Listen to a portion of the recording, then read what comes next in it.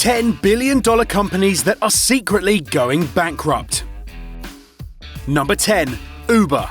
Since it was founded in 2009, ride-sharing company Uber has revolutionized how people order taxis all over the world. Uber operates in 450 cities, spanning over 70 countries, with 1 million users every single day. Approximately $18 billion worth of bookings were completed through the app in 2016. So how on earth did Uber make a staggering loss of $3 billion in the same amount of time? One of the company's biggest expenses are the fees it pays to its drivers. With over 160,000 Uber drivers, paying their annual salaries costs a whopping $7 billion. Then there's car maintenance, marketing, app development, and countless other not-so-small expenditures to think about. It's estimated that if Uber continues making losses at this unprecedented rate, they could go bankrupt within the decade. In an attempt to climb out of the profitless hole Uber has found itself in, the company has increased the percentage of a driver's fare they take for themselves from 25% to 30%. They are also looking to eliminate drivers altogether. In 2016, Uber bought self-driving car company Otto for $300 million in order to get ahead when the driverless taxi revolution comes. Number 9. Twitter. Since the first tweet was posted in 2006, 1.3 billion Twitter accounts have been created. Yet recent years have seen a huge decline in growth, both in terms of number of new users and profits. Since 2015, Twitter has gained just 15 million net new users. This may sound like a lot, but when compared to the 50 million new users joining Snapchat and 180 million joining Facebook every year, it's incredibly worrying. Innovative new features such as the news-based Moments tab have had little impact in attracting new users or encouraging old ones to stick around. Twitter's difficulty in retaining engaged users throws a real spanner in the works for those wanting to use the platform for advertising, who are instead turning to competitor Facebook. Between the third and fourth quarter of 2016, sales growth dropped from 8% to 4%. Twitter was worth $40 billion in 2013, now it's valued at less than a quarter of that. Number 8. American Apparel.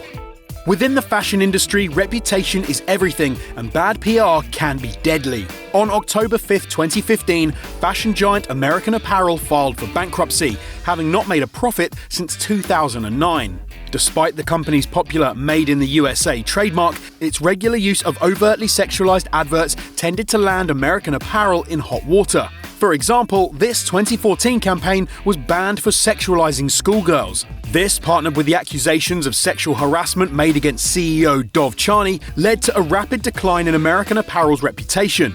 In 2015, the company lost $19 million in a single quarter, a point from which there was clearly no return. Similarly worrisome is the fate of another clothing giant, Abercrombie & Fitch. Stocks are now 50% of what they were a year ago, and hundreds of major stores have been closed in the past 5 years. The company's reputation has been on the decline for a while now, with consumers put off by CEO Mike Jeffries' statements that he only wanted young, cool, good-looking people to shop at his stores.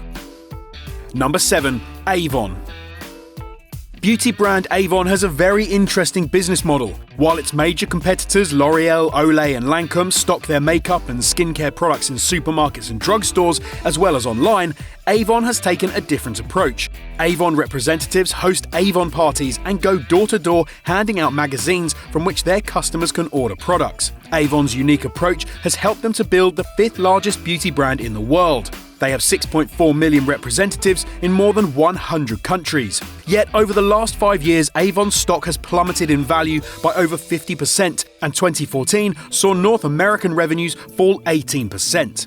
In an attempt to improve the company's waning prospects, CEO Sherry McCoy cut 1,500 jobs, pulled out of less profitable countries like Vietnam, and invested in more social media marketing. However, a recent study released by the University of Vermont argued that Avon's efforts to modernize are too little, too late.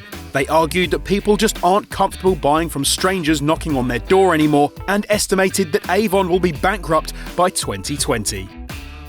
Number 6. Yelp. Yelp.com is home to ratings of businesses from around the world. As of 2016, it has 95 million reviews and 135 million monthly visitors. Estimates put its market value at an impressive $3.5 billion. It is therefore surprising that it has only ever made a profit once out of 13 years of existence. In fact, in 2013, Yelp made a net loss of $2.1 million. At this rate, the company won't be able to afford its high operation and marketing costs within just a few short years. So, what the hell's going on? Well, like with American Apparel, a large part of the problem is reputation. Yelp's image has become tainted by failing to sufficiently deal with user abuse and how it often finds itself at the center of controversial court cases. In 2016, Dallas company Prestigious Pets sued a couple for $7,000 in damages for posting a bad review of its services on Yelp. If more cases like this succeed, experts predict that it will undermine Yelp's business model by discouraging customers from posting honest reviews. Number 5. Barnes & Noble. Are bookshops going extinct? Thanks to the boom in online book sales, not to mention the rise of electronic reading devices, many would argue this to be the case. And it would appear as though even the big boys are in trouble. Barnes & Noble is the largest retail bookseller in America, with an estimated $1 billion. But sales figures from recent years are worryingly low, suggesting that the chain may not have a long future ahead of it. In the last quarter of 2016, the book behemoth reported a disappointing loss of $14.4 million, as well as revealing that total sales had dropped by 6.6%. Barnes & Noble have responded to its failing business with an if you can't beat 'em, join 'em attitude.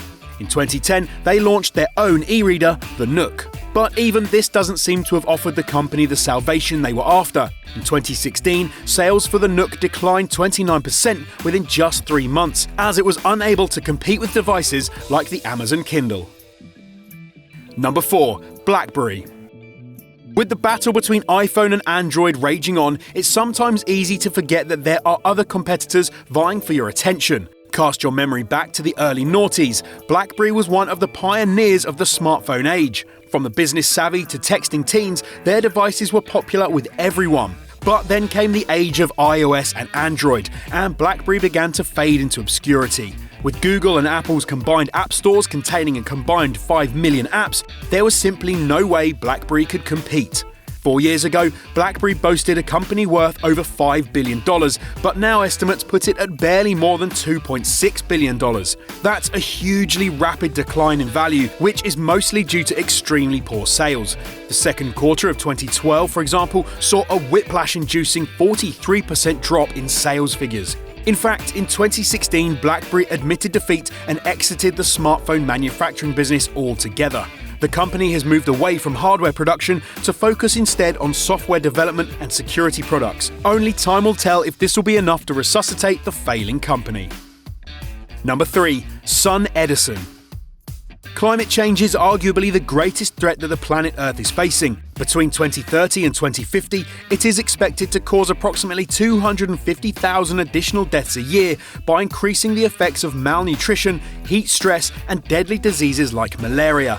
So it is therefore pretty damn worrying that the world's biggest green energy company could be on the verge of total collapse.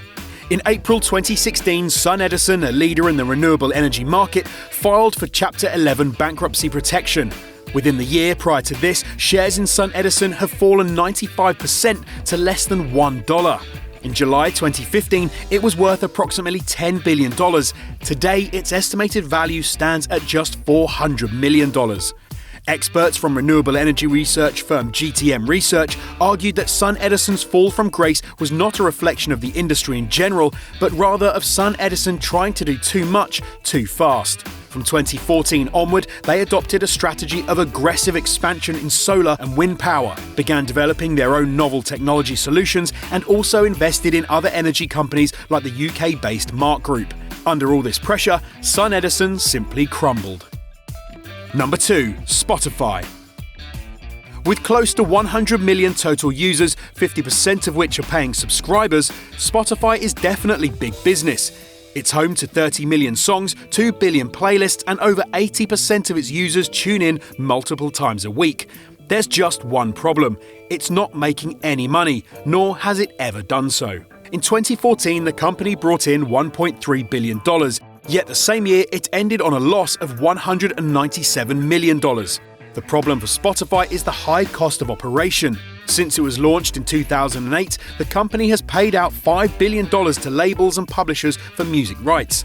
As Spotify brings in more customers, it has to splash out more on rights to distribute to the increased number of people. Then it needs to attract even more customers in order to pay for this.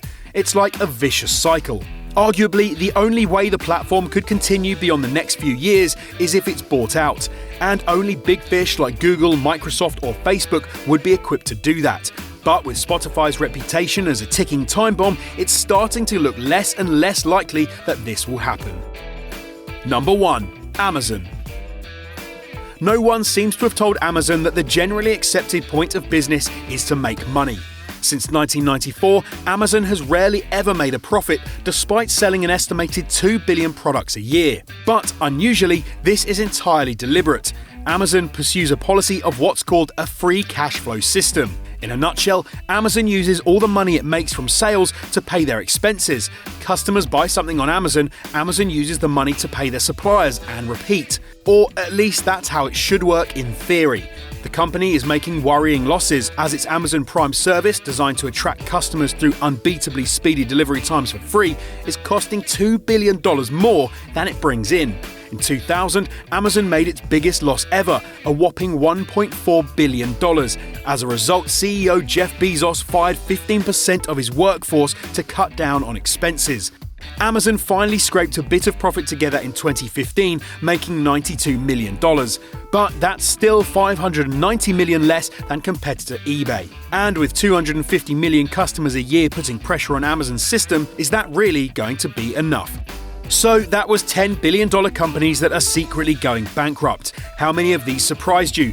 Do you think any of these big companies will go under in the next few years? If you enjoyed this video, why not check out this one playing on screen now? And as always, don't forget to like and subscribe. Number 10. Nestle. Most of the products that you buy are owned by a surprisingly small number of monopolistic companies. Take Nestle.